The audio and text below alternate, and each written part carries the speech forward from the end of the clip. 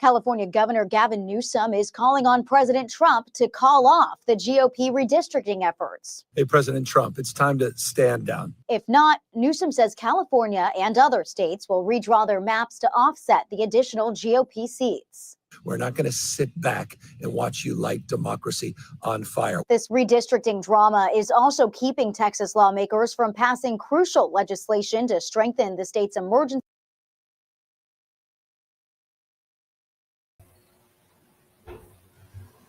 All right. So there's the intro to today's topic. I want to do some more California stories. And first, I want to say hello to everybody. Carrie's here first, as always. Lucas is here. So Carrie and Lucas are here. And anybody else that comes, you could chime in.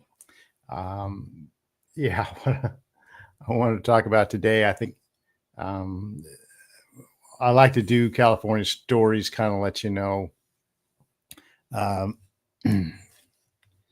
Yeah, Carrie, these people make me sick. Yeah, it's. Oh, there's Chantel. Good morning, Chantel. Good to see you and your hubby. Yeah, it's funny. We were at a friend's anniversary celebration the other day. Some friends of ours from our previous church and longtime friends of my wife. And there was a lot of people there, and there's one lady in particular I had a conversation with that really kind of told the story and made me think of just what a fish out of water I am. Excuse me, I got a car alarm going off. I'm going to see if I can block most of that out.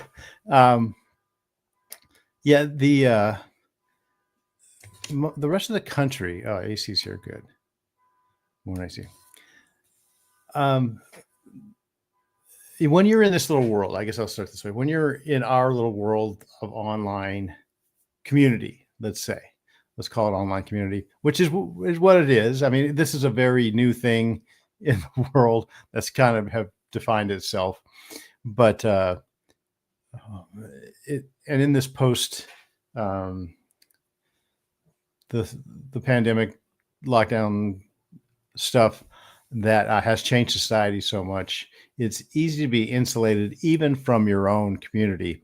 So when we were at this party, we were talking to this woman, and actually there were several people like this, and this woman who I didn't realize I had met before was talking to my wife, and so I joined the conversation.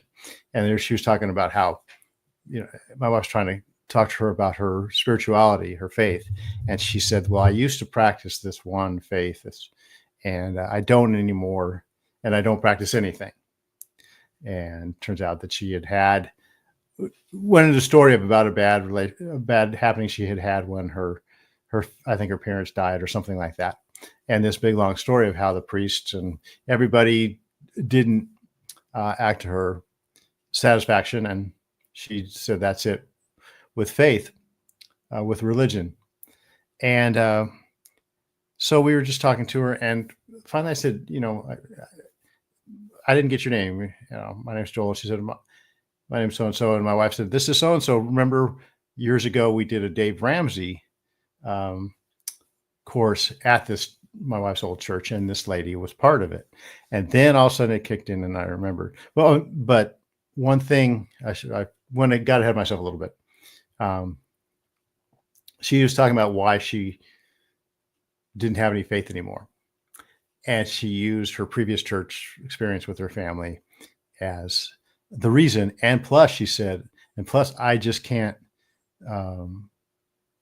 because so many Christians are following Trump, and I just can't become a Christian because of that. I can't, how could you call yourself a Christian and follow? She used the word follow this man, and because he's not Christian at all, the whole thing. And it was she just kind of a little bit of Trump derangement syndrome there. And there's another lady at the party, a friend of my wife's, that regularly does this pretty much every time we see her, or often. And so then I established that I had met this lady 15 years earlier when we did a Dave Ramsey course, and it all clicked for me, because if you're familiar with the Dave Ramsey course, Financial Peace University, it deals with people who are in debt. And this lady came to this class 15 years ago, very much in debt, and convinced that she couldn't get out of debt. And one thing you do in Financial Peace is you have facilitation groups. You see a video by Dave Ramsey of something, budgeting or real estate or, something, giving, something like that. And you work through, and you have a plan, a worksheet, and you create a budget, and you have a plan, a debt snowball plan to get yourself out of debt. But she's just like, I can't do it. I can't do it. I can't do it. She had every excuse in the world why she couldn't do it. And her big thing was food. She had to drive through and pick up food every night because of her job and all like this. And every solution we came up with for her, she just, nope, I can't do it. No, I can't do that. I can't do that. I can't do that. I can't do that. And it was just every reason why she couldn't succeed at this, and she couldn't get out of her own situation.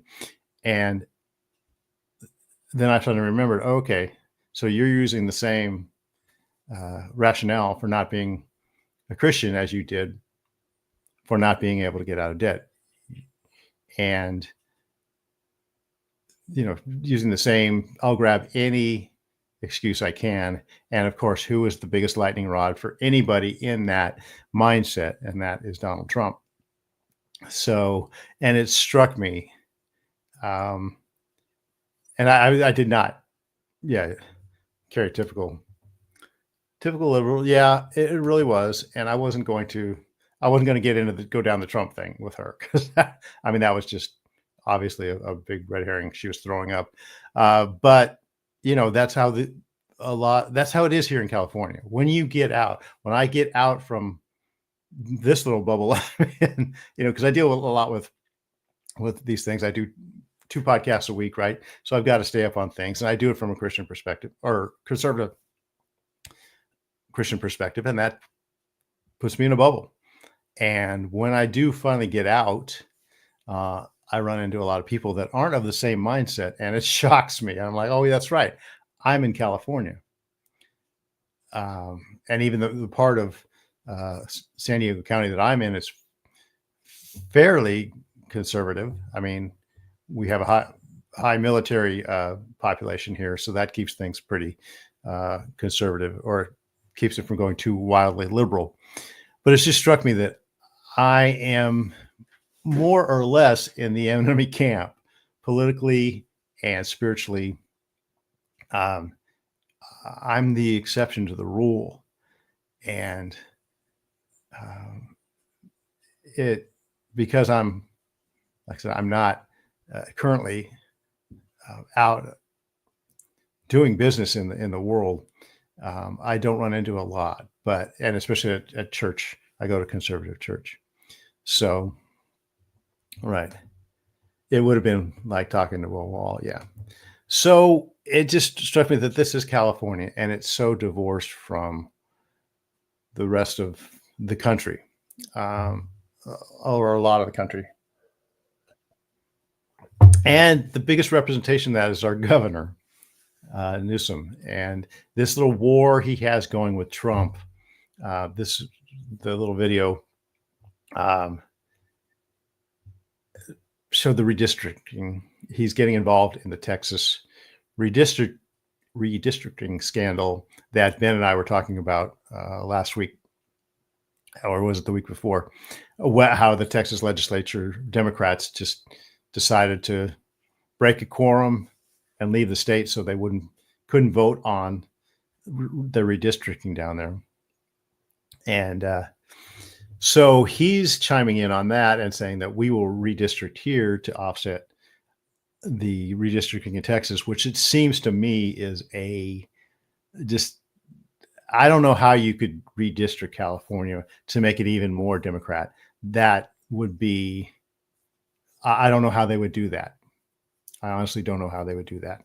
But again, that's something I really don't know enough about. And certainly when you get into the workings and machinations of government, it's its own little world and its own little language. So, Chloe, explain to me how Newsom keeps getting in, because our state, and yes, the shame how California has been ruined. It is a shame. So the next question following would naturally be, explain to me how Newsom keeps getting in, because this is California. And again, as I always say, you guys are probably tired of hearing it. This is the coastal California. This is the elite kind of 20-mile belt of Western California, that where most of the population is, because it's the best climate. California doesn't have great climate for most of the state. The great climate is along the coast. Inland, if you go inland from where I am, it's hot and it's dry and it's desert. So most of California is a desert. Even along the coast, it's considered a desert. San Diego is considered a desert, but just that little strip of the coast is very temperate, and we've had enough irrigation, obviously enough development to where it's paradise. So the coast of California is paradise. You get inland, it's not. You get inland, it's might as well be Arizona or Nevada or whatever, any one of those desert states. So let's see. Same way Biden got in. No, well, yeah, they don't need any shenanigans. Everybody knows what happens, how Biden got in, but nobody really wants to say it definitely happened because there's no proof or no evidence. Never mind, nobody ever looked at the evidence, but whatever. So no, they don't have to do a lot of political shenanigans here to get their people in office. And, it's so overwhelmingly liberal Democrat here that the rest of the world just probably can't quite understand it. You're not buying it? I'm not buying it, Joel. There's way much going about Newsom for people to be voting for him. You would be surprised. Well, just like this lady, I met on Saturday or Sunday, whenever it was. She had a completely different way of looking at the world, a completely different worldview, a completely different emotional state. And again, I won't go back to the Dave Ramsey thing, and I hate to pick on this woman, but I don't know that I'll ever see her again. But she lives up in a desert community here that's super, super progressive. And that's what there is. California is mostly along the coast, is these highly liberal. It's kind of like Manhattan, and other places that are highly insulated, very wealthy. These people are kind of like me. They're the mirror image of people like me. They don't see conservative people at all. They don't engage in conservative ideas really ever. I mean, we can't help it. We're conservative people, and this is our kind of little bubble. But if we go out in the world anywhere, you're going to run into liberal ideas. You turn on the TV set or go online, see a movie, go to a sporting event, go to a concert. You're bound to hear something. You're bound to be confronted by something that's from this liberal worldview. So it's a sin. Okay, sure. And I get myself out of that no man's Cascadia subduction zone where purple-haired crazies reign. There's a lot of purple hair around there. There's a lot of blue hair, purple hair. Slab City, I think, yeah, Slab City's out in the desert. If that's the one you're talking about. There's more than one Slab City out here, but yeah, there's some community out in the desert that tried to put together, and it ended up it's just a bunch of housing foundations that never got built. And there might be a whole lot of Democrat voters in Slab City. I don't know, but really, it is so. The mindset here is so liberal and so progressive that They really honestly don't have to cheat here. They have redistrict. This is go back to the redistricting fight that they're talking about now. California has already gerrymandered the state to where there's just a 2/3 majority, super majority in both houses of the state. And this is a good point, Carrie. The percentage, I agree, the percentage is still too low for this many Dems to be getting in rightfully. Rightfully, yeah. Legally, they can do it. So I know, and it's just hard for anybody out in the rest of the country to realize just how liberal crazy it is here, and how there's a completely different worldview. And it really, honestly, is the difference. It gets down to worldview. It's the difference between a Judeo-Christian worldview that built this state, that built the infrastructure of the state, and the Marxist socialist worldview that's tearing it down. And again, when I was a kid, California was a conservative place. Ronald Reagan was governor twice. Okay, very conservative guy. Even the guy before him, Pat Brown, Jerry Brown's dad, he was Democrat, but he was, an old, I don't know what you call it, Harry Truman type Democrat, whatever. That was very practical, right? And he built a lot of the state's infrastructure. Though I think he built the aqueduct project, which is amazing. The fact that we have water to all the state is a huge miracle. It's a great project. And now that's being slowly dismantled because of this opposite worldview. The dams that were put up then that provided water to 20 million people are now being torn down when the state has, I think we're well over 40 million. We're twice as big. So again, it's a difference in worldview and a difference in the results of a worldview.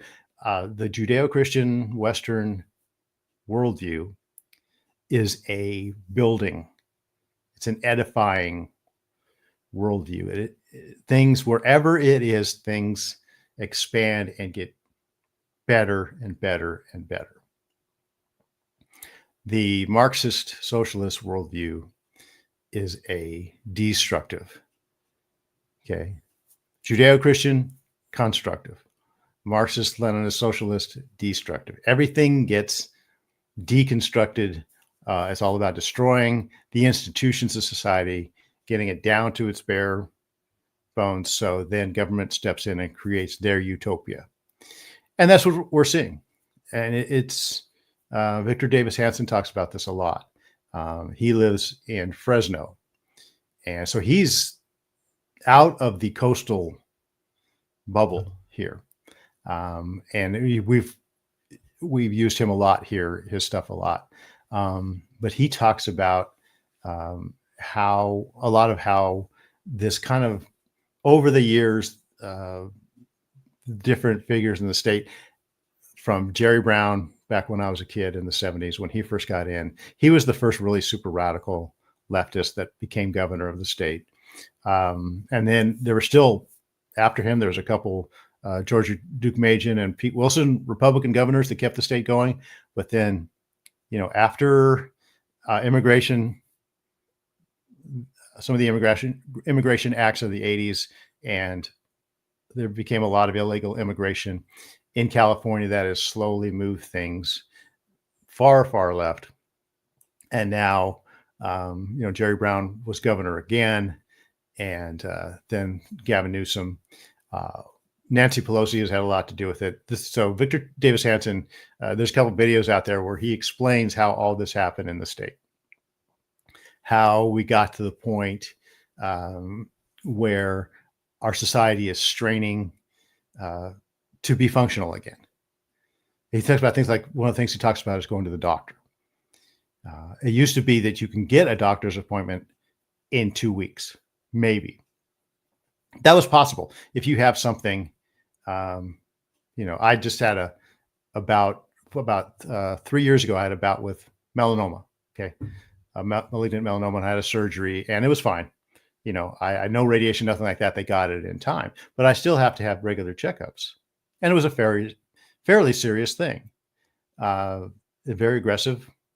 And I need to get checked to make sure it doesn't come back. But I can't get an appointment. I have to get my appointments 3-4 months out. I'm supposed to go to an appointment every 3 or 4 months. And when my appointment is done, I better make a new appointment, because it's by the time I can get into the doctor, that's the time I'm going to need a new appointment. God forbid something emergency comes up. It would be very difficult to see any kind of specialist, that's for sure. I would have to go to either my primary, which is my primary. I can't get an appointment with with them for months, or you go to an ER. Well, you go to an ER if you have any acute thing or any accident or something like that. The ER is going to be packed, okay? And you're going to have a really, really long wait, because, again, up until recently, I would have to go back. Next time I'm in an ER, I'll be very curious, or urgent care, I'll be very curious to see what it looks like in there, because before it was full of illegal aliens who didn't have a doctor because they're not part of society. They're kind of on the fringe. They're undocumented. They're below the radar. And if they need medical attention, they can't just call a doctor and say, hey, I want to make an appointment with Dr. So-and-so, because they'll be asked for their insurance first and foremost, and they'll have to do a lot of paperwork. So they just go to the emergency room if they have a sniffle, or if they have a skinned elbow, whatever it is. So that's the medical situation in California is that way. It is jam-packed to the limit, and is being stretched because of the policies that these people have put through. But to them, that's a destructive type thing. That's something, it's breaking down the medical industry here in California. And that's one of their goals. When that completely collapses in their minds, then they could come in and reform it in their socialist utopia. And no matter how many times it fails, no matter how bad things get as a result of their policies, they keep going.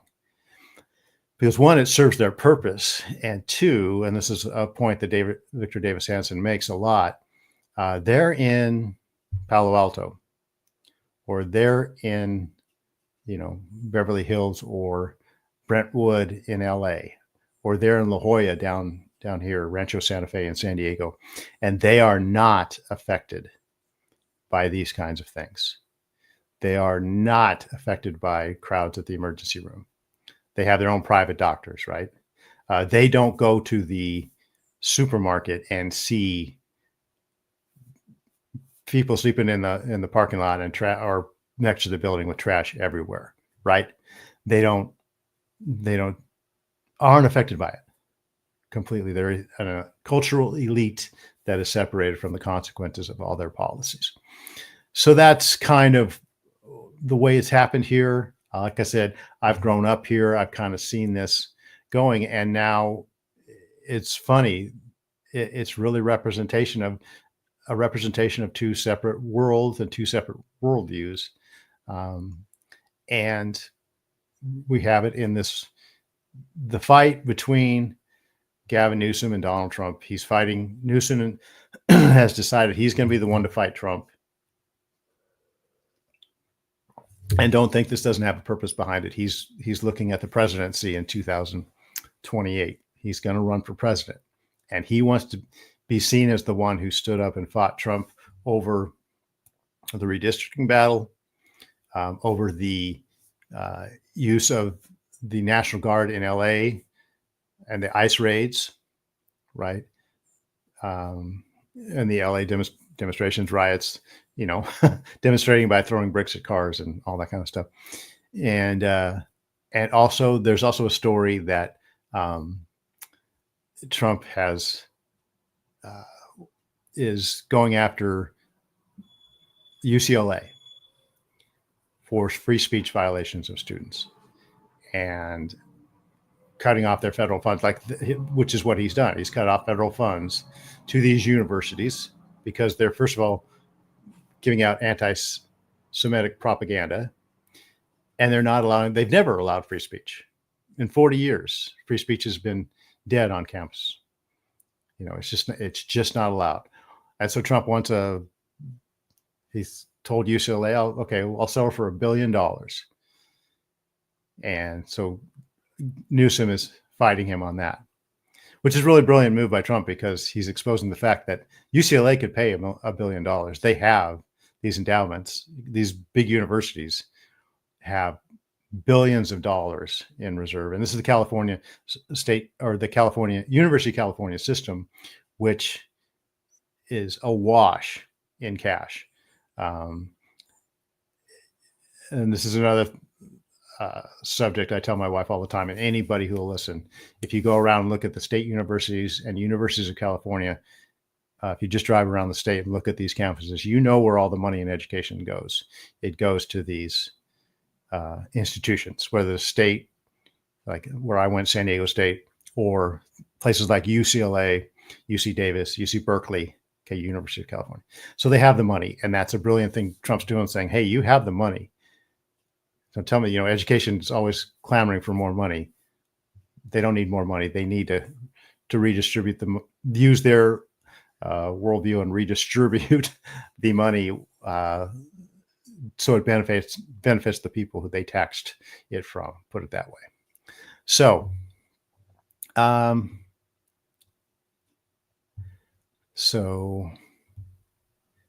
let's see. Carrie, if you think back, California has been whining since Brown. They, the people, need to wake up and figure it out. Yeah, and one of the reasons we can't is the redistricting. California is probably 45%. It's probably like 60-40, I would say, Democrat to Republican. But just the way where those Democrats versus Republicans are, and again, that's the redistricting. You're not going to fix California by replacing a Democrat with a Democrat. You're right. And that's why everybody talks about Newsom this and Newsom that, or Biden this and Biden that, or whatever. They're just different. It's the same problem. After Gavin Newsom, there will be another crazy Democrat governor here. It's just going to happen. So it's not, the individual is not the problem. It's, like I said, it's the worldview. It's this leftist, atheistic worldview versus the Judeo-Christian based on the Bible, which has been the central pillar of Western civilization. These two are at odds, and they will continue to clash. And the Judeo-Christian, God-centered, faith-centered, biblically centered worldview is losing in California, and it's losing big. So